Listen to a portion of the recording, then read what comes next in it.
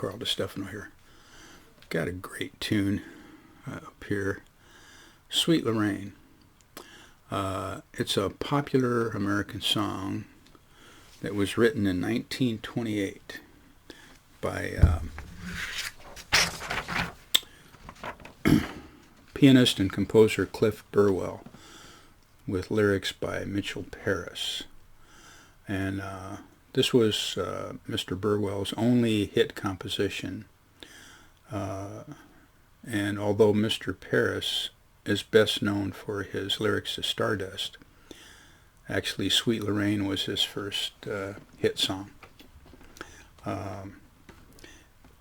In the first 5 or 6 years after it was published, it reached modest popularity. Rudy Valley sang it. Clarinetist Jimmy Nunes and his orchestra recorded a version. Isham Jones and his orchestra also did.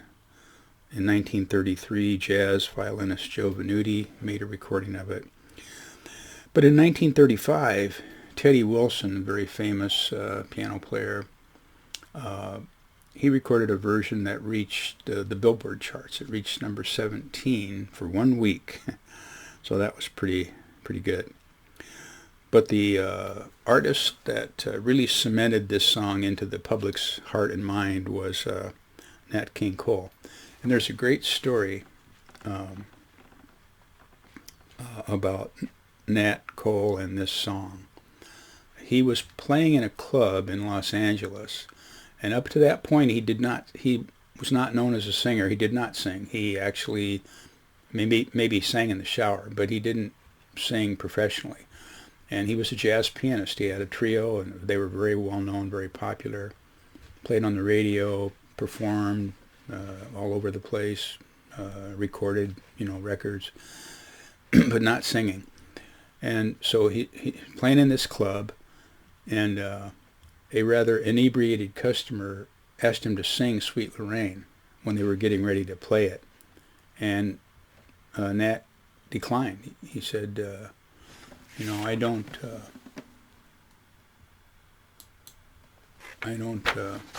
do that. So the club owner, Bob Lewis, interceded and said, Nat, you need to sing the song or else. So it really put the pressure on him. So Nat obliged, and he sang Sweet Lorraine. And the requesting customer and the whole club went nuts. They just loved his vocal rendition of Sweet Lorraine. And the club owner, Bob Lewis, put a crown of tinsel on his head and said, I crown you Nat King Cole.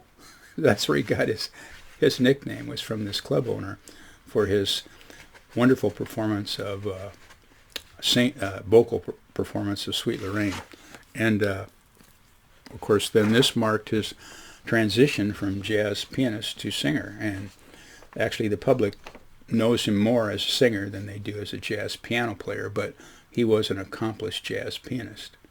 And there were many other, this was a jazz, this became a jazz standard, and many other people sang it and played it. I saw Tony Bennett has a recording, Sinatra, Louis Armstrong.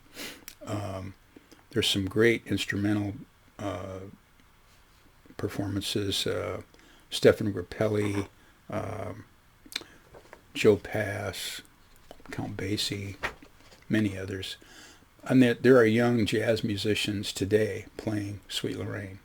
You can find them on YouTube.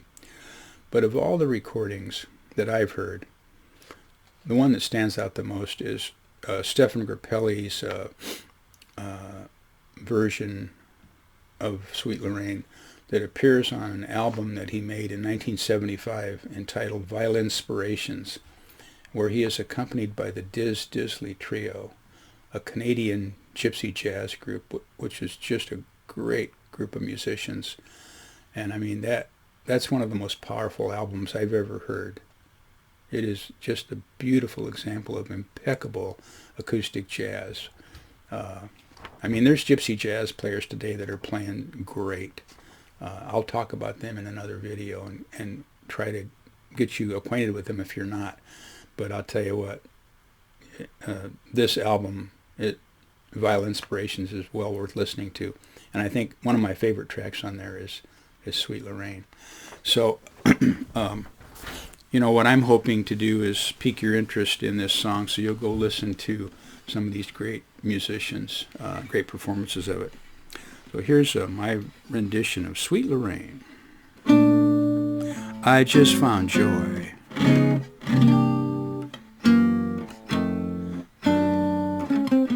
I'm as happy as a baby boy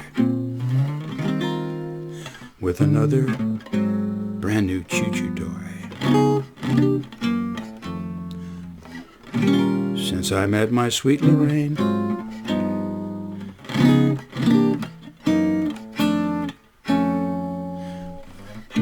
a pair of eyes that are brighter than the summer skies. When you see them, you will realize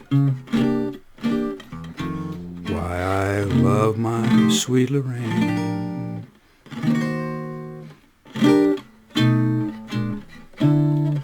Now when it's raining, I don't miss the sun, 'cause it's in my baby's smile. Just to think that I'm the lucky one that will walk her down the aisle. Each night I pray that no one will steal her heart away. I can't wait until that lucky day when I marry sweet Lorraine.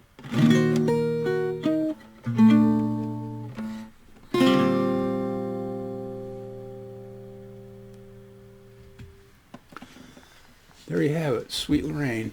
Great tune.